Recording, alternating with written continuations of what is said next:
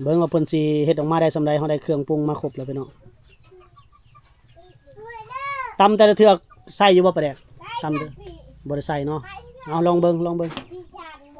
หั่นมะนาวอยากลอยแล้วเอาได้เวลาลงมือแล้วพี่น้องลองกินเบิ่งกับแคบหมู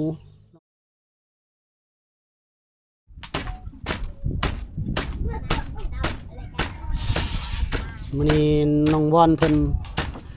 ลงมือตำแจ่วเองเลยเด้อเนาะอันยิ้มแน่เด้อยิ้มแน่เด้อ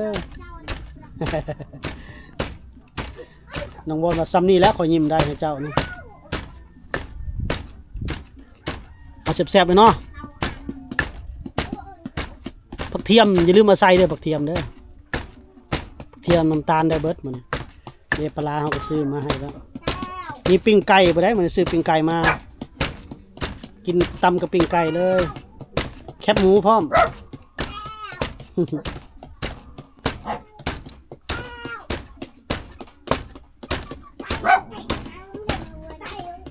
เพชรกัดลืมซื้อเพชรดิบมากพี่น้อง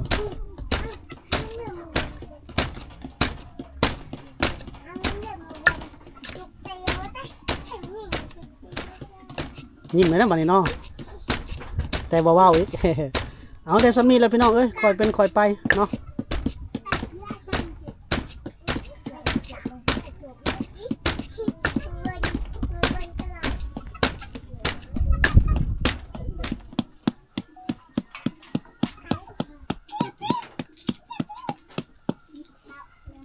มะคุงก็เริ่มจะอึดเด้เนาะเริ่มบ่มีแล้วมะคุงก็เพราะว่ามะคุงปลูกธรรมชาติบัดนี้ก็บ่หลายเลยเด้มะละกอมะคุงอันเครื่องครัวเพิ่นก็บ่ค่อยอยากมีดอกพี่น้องมีดบ่กระโตกบ่ถ้วยบ่วงบ่ตามชนบทพี่น้องบ้านเพิ่นอยู่ไกลพี่น้องครับรถมอเตอร์ไซค์เข้ามานี่ก็เป็นกิโลเป็นชั่วโมง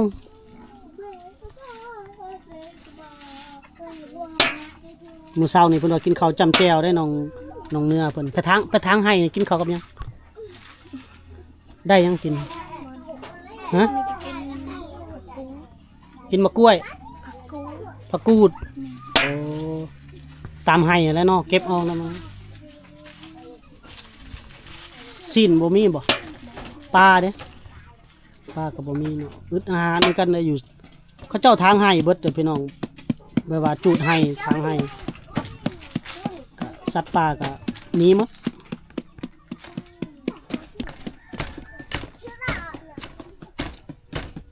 ดนจะมีแม่ครัวงามๆแบบนี้มาตำให้กินเนาะ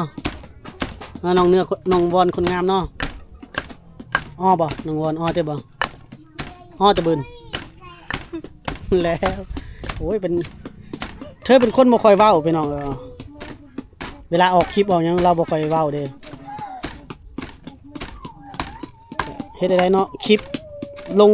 ทางบ้านฟ้า1 นาทีหลายคนก็หลายความหมายตีไปนะพี่น้องตีความหมายเป็นคนละอย่างก็แล้วแต่เนาะเฮ็ดได้เนาะพี่น้องเนาะเฮาก็เฮ็ดดีที่สุดแล้ว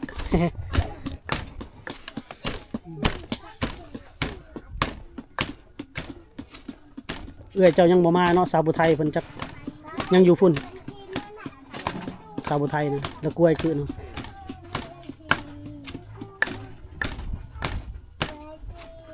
ผู้นี้จักผู้นี้ตำผู้นี้จักผู้นี้ตำบู้ว่าสิได้จักอีพีนำน้องๆเพิ่นจักโมงหนึ่งเข้ามื้อนี้ชั่วโมงขอดอย4 โมง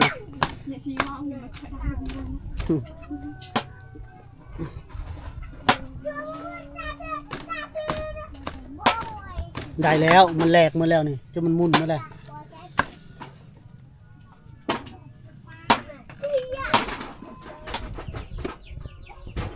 มะฮุ่งนี่กรอบอยู่บ้านเอาลองกินมันก่อนมะฮุ่งขาดน้ำมดฝนอะไรเด้อมันก็แซ่บอยู่เด้อกรอบนึง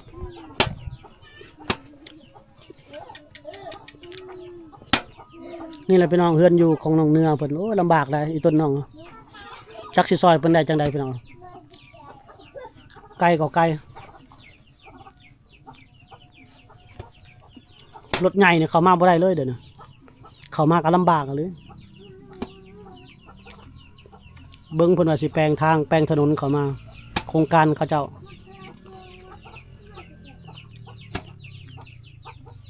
เพราะว่า FC เพิ่นว่าเพิ่นกลับมาแต่ฟินแลนด์แล้วเพิ่นสิมาหาน้องวอนเพิ่นถ้าเพิ่นบ่เปลี่ยนคำเว้าได้บ่าวจอยก็ดีใจต่อน้องวอนเพิ่น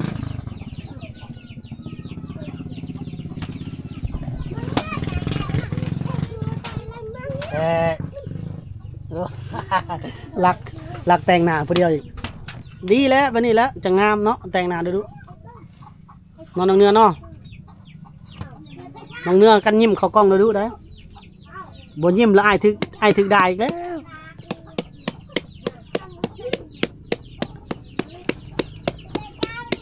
เด็กในชนบทพี่น้อง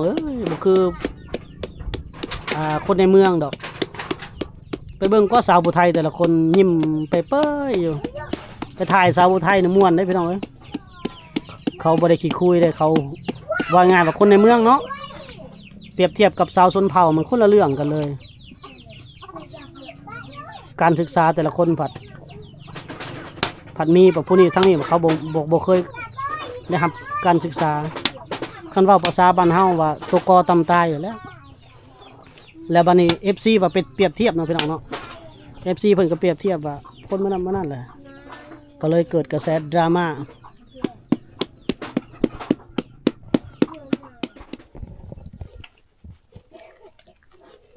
หิวเข่าเลยเนี่ยหิวเข่าแล้วเจ้ายังบ่หิวบ่ พอแล้วนี่ไผสิเป็นคนปรุงน้องเนื้อเลยน้องวอนสิปรุงใส่ปลาแดกเป็นนัวค่อยดีแล้วเราซับบักโดนได้เท่านี้แล้วพี่น้องเอ้ยเจ้ายังบ่มาอยู่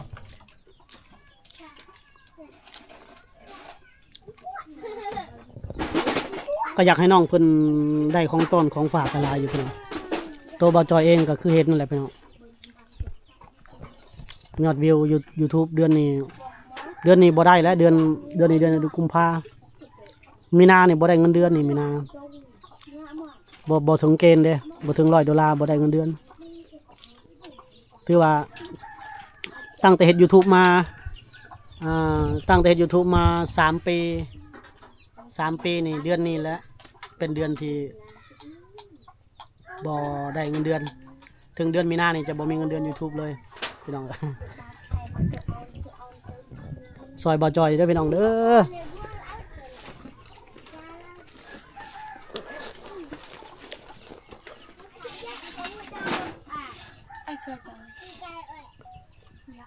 ลงมือมาซอยหมูแน่มาซอยหมูนะจ้า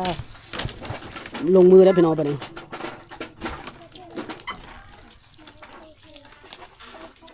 ปรุงแต่งเขาไปน้ำกันแหละเขาไปนั่งตะกูปะนะตะกูปะเกสองเสี่ยวสุดเปิดแหละพี่น้องตะกูอเด้อตะกูเอาผ้าใหญ่ๆนั่นแหละเอาผ้าโกะ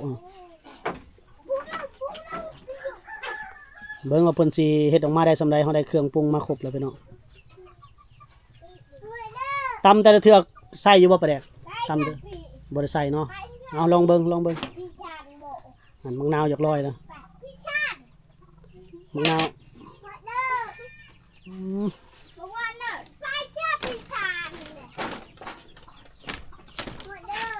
ไว้เด้อกินน้ำหิวน้ำพี่น้องน้องเพิ่นหิวน้ำแล้วหลานเพิ่นใส่จักมากมะนาวจังหวะกันใส่หลายมันก็สม ใส่หน่อยเดียวก่อนแล้วก็ใส่น้ำตาลใส่น้ำแล้วเฮาซิมเบิ่งคันมันสมเฮาก็พอคันมันหวานหลายเฮาก็ใส่มะนาวตื่มนี่น้ำตาลเสร็จ หวานหมดขึ้นไตแล้วเนาะล่ะเนาะผู้นี้ผู้ซอย ผู้ซอยยิ้มเนาะน้องวอนเนี่ยคนขี้อายเลยพี่น้องหลักๆเลย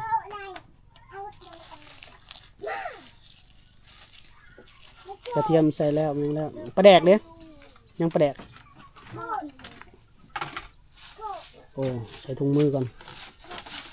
มัดจ้ามัดซอยจ้า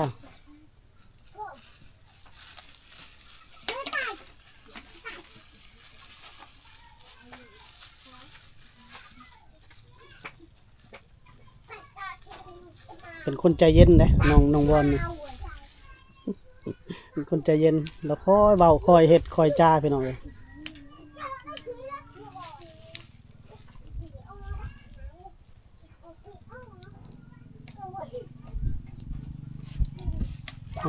เอามีดเลย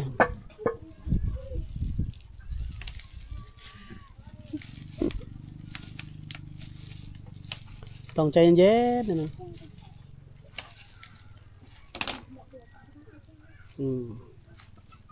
จัดการก็ใส่น้อยเท่าประเด็นคลุกเลย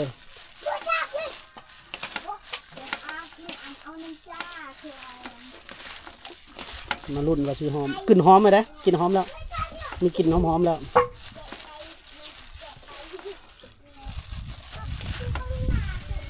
คลุกแล้วน้อยเลยมาคลุกเอาก้อยตำบะหุ่งบอกเลยว่า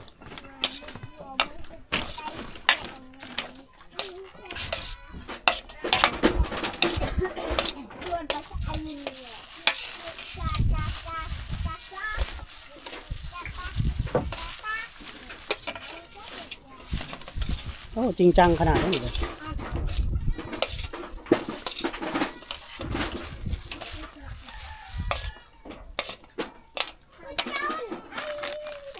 อันนี้แป้งนัวชูรสแต่เป็นชูรสของเวียดนาม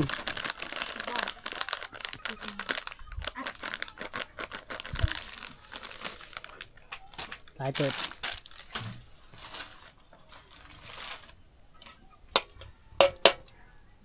เกลือตัวนั้น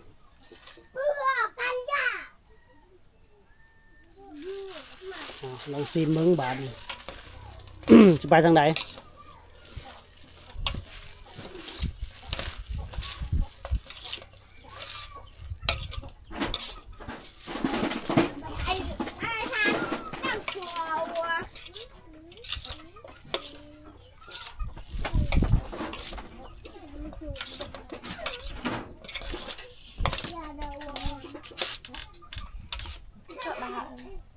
บ่ใส่ลองซิมเบิ้งเราจะลองซิมก่อนเพราะว่ามันมีน้ำปลาแดกเลยเด้เราก็บ่ใส่แล้วนะ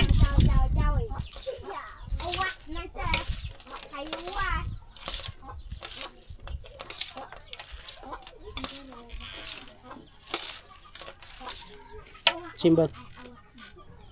ยิบไปร้ายแล้วแม่ตักเป็นบ่วงตักเป็นบ่วงรถซิมจังหัวจักชิมิก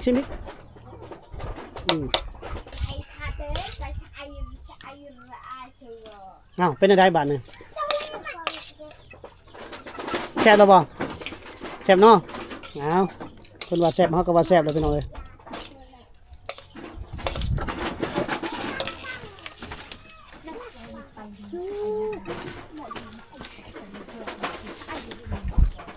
เอาได้เวลาลงมือแล้วพี่น้องลองกินเบิ้งกับแคบหมูลองกินกับแคบหมูมึงเด้อปิ้งไก่แกะเลยปิ้งไก่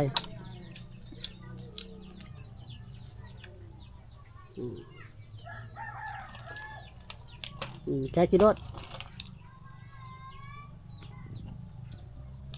ให้น้องๆเพิ่นกินก่อนพี่น้องแซ่บบ่บัดนี่ตำบักหุ่ง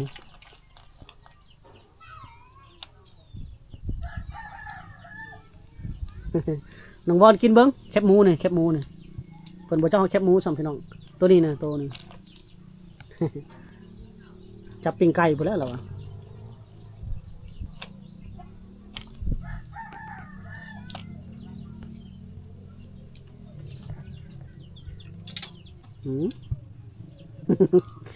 เอาไว้ใกล้ๆนี้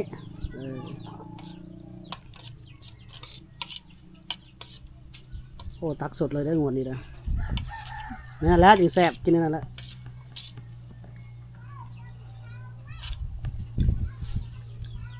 อาศัยเด้อปิ้งไก่ ไม่ถึงดีว่าจ้ะ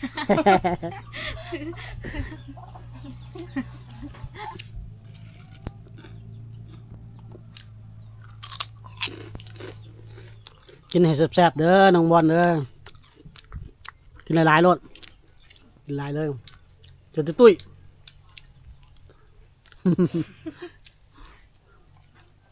ตุ้ยผู้บ่าวบ่มักเนาะตุ้ยเนาะเขาบ่มักได้อคนตุ้ยเขามักคนจอย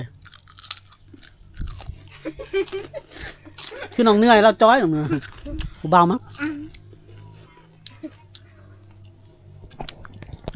เห็นแล้วอยู่ใน Facebook เนาะเห็นตัวเองเนาะผู้บ่าวหยอกแล้วเอ้ยเขาเห็นแล้วเจ้าเลย บาบยอกและกีฬา เจ้ากีฬาอีกงามเลยเจ้าเนี่ยงามหมดซองเจ้าเนี่ยผู้บ่าวกรุงเทพมักนะผู้บ่าวผู้บ่าวไทยมักนะไล่เขาขอเฟซทำไมไอ้บ่ให้ไอ้เองกับบ่มีเหมือนกันเนาะ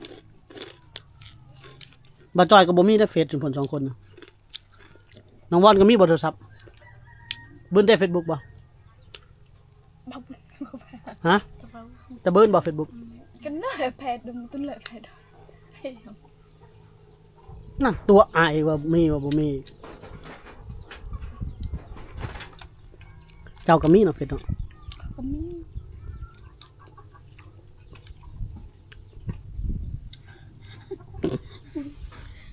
เอากินจะไหนอะกินแล้วพักผ่อนบ่จอยก็สิไปเลาะถ่ายกระเจ้าสอนร้านน้อยสอนตำหวยอยู่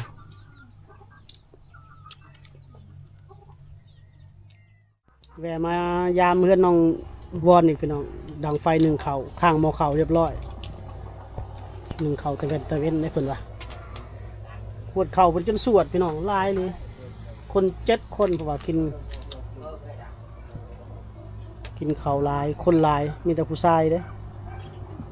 ผู้หญิงมีแต่เพิ่นผู้เดียวนี่แหละพี่น้องจะหน่อยแบบ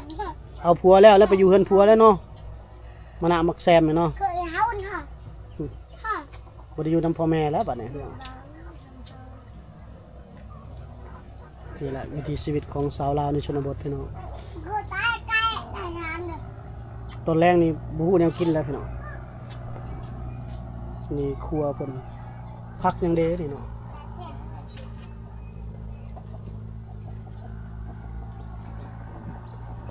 น้องเนื้อก็คือสิดังไฟหนึ่งเขาแล้วจะหน่อยไปจอบน้องเนื้ออีกพี่น้องฮ้อนเนาะนั่งนี่เนาะจะได้เฮาออกเนาะ ฮ้อนเลยเด้นึกปลาตัว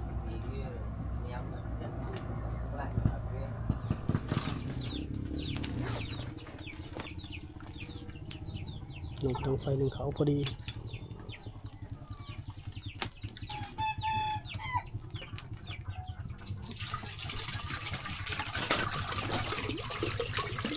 หม้อเรากะหม้อทองแดงสมัยตะก่อนเลยพี่น้องหม้อดังไฟหนึ่งเขาโอ้ใส่น้ำลายเลย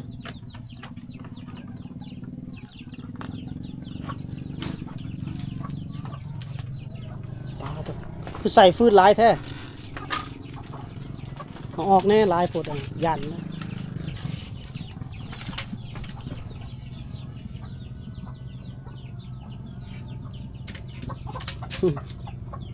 รัวเด้อใส่รัวไว้เนาะ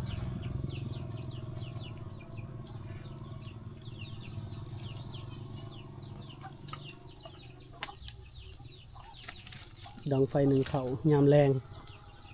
ตั้งมันเที่ยง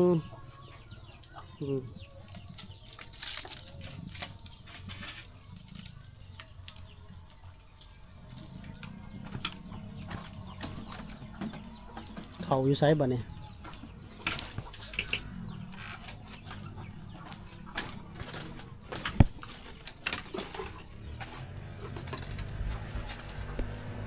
เพื่อนอยู่เพื่อนครัวนำกัน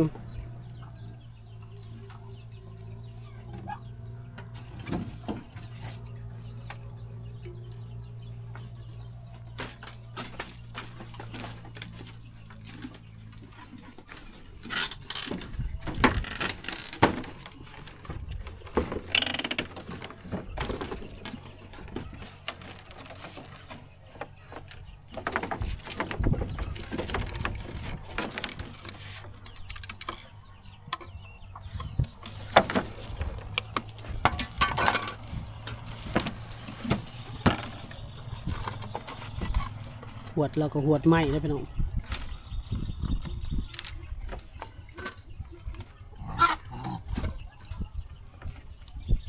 บ่ไหม้ง่ายดอกขวดบ่ได้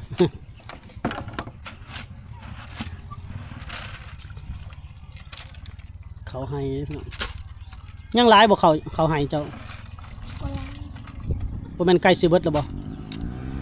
เพราะว่าเขาให้กับเจ้านี่จะกินประมาณ3เดือนตั้งแต่เดือน11พี่น้อง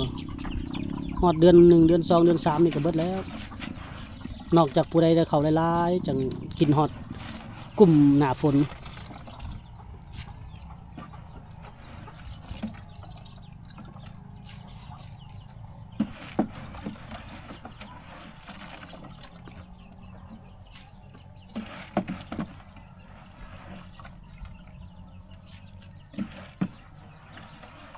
ครอบครัวเราก็ลำบากอยู่ในเฮือนน้องเพิ่นแหละพี่น้อง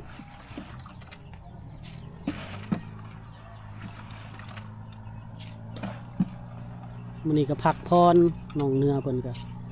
มื้ออื่นก็ไปทางให้ขึ้นภูขึ้นผาทางให้เพิ่นแล้วพี่น้อง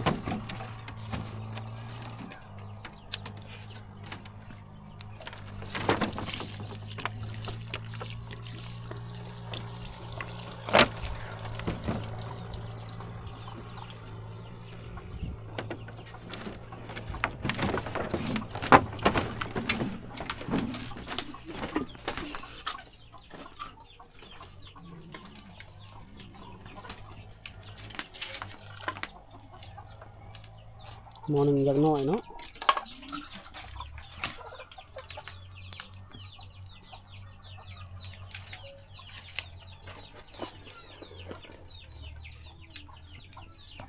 เรียบร้อยขาหมูเขารอถ่ายแต่มันสุกไปหน่อยเอาละพี่น้องเฮาสิเดินทางกลับแล้วบัดนี้3 โมง 4 โมงละก็สิได้กลับก่อนเนาะฝากกดไลค์กดแชร์บ่าวจอยเด้อพี่น้องพบกันใหม่ในพี่น้าสไลด์พี่นิสบายดีสับปะไทยเดี๋ยวมา สบายดีเด้อจู้บันนี้